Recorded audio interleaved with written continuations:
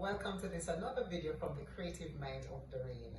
Now today we're going to be looking at answering multiple choice questions. Now with multiple choice questions, the trick is either you get it right or you get it wrong. It's not as if when you're writing an answer where you can write your way to the answer. And so it is important that we have a strategy when you're going into your multiple choice examination for how you're going to approach the exam. So first, tip number one, make sure you budget your time carefully for the examination. Budget your time. So what you're going to do is to divide the total minutes for the duration of the exam by the number of questions. And that way you will have an idea how many minutes you're going to spend on one question.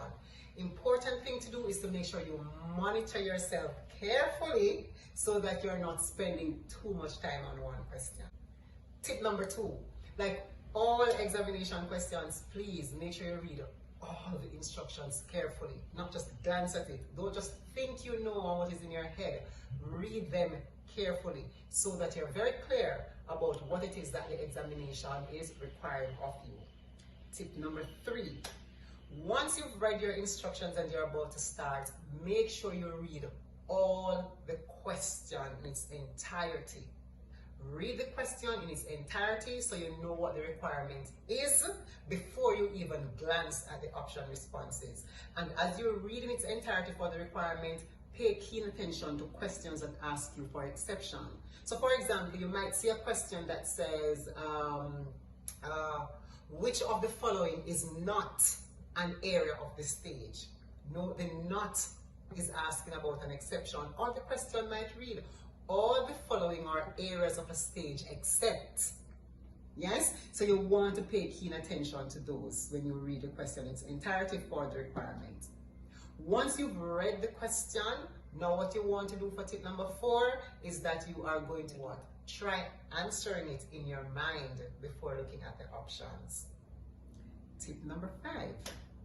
Once you've read the question in your mind and answer, now read the answer options carefully to see if the one that you have selected or try to put on your mind is there. If the one that you thought about in your mind is not there, then it simply means you need to start your process of elimination.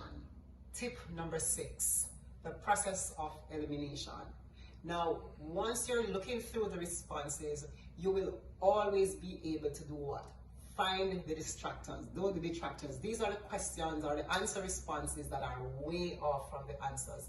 Cross them out. So therefore, what you're doing for this process of elimination is just to cross out the answers or the responses that you are 100% certain those are incorrect. If you're certain there, just cross them out. That way, what you're left with, you're giving yourself an opportunity or the likelihood of selecting the correct responses from those that are remaining. So the distractors are no longer there to confuse you. Tip number seven, select the best responses. Now, a number of times with multiple choice questions, what you will find is that several of the answers could be correct. And so what you want would be the best responses to the questions that are asked.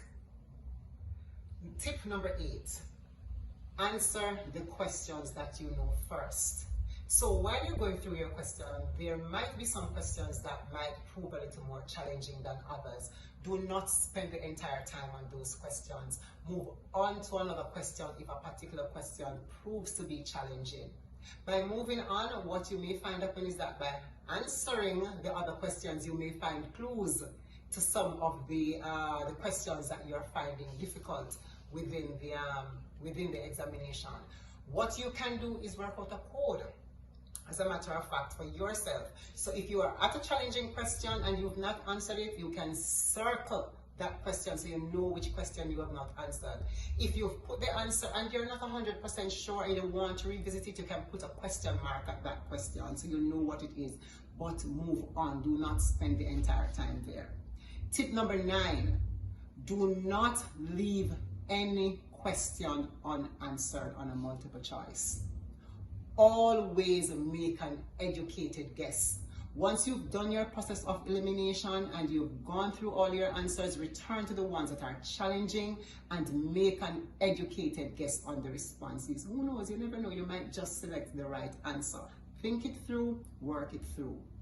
Tip number 10, be aware or make yourself quite familiar with most of the terminologies that you will find in multiple choice. So you're always going to be asked questions, so use the word always, never, all of the above, none of the above, sometimes, best, most likely. So pay keen attention to these terminologies and phrases that are often in multiple choice questions.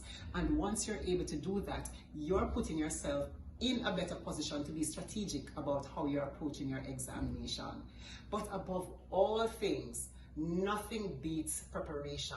So I hope you find these 10 tips quite useful, but at the same time, do your full-on preparation. And once you do your full-on preparation and you apply these 10 tips, I am certain that you would have put yourself in a better position to ace your multiple choice exams. All the best until another video from the creative mind of Dorraine.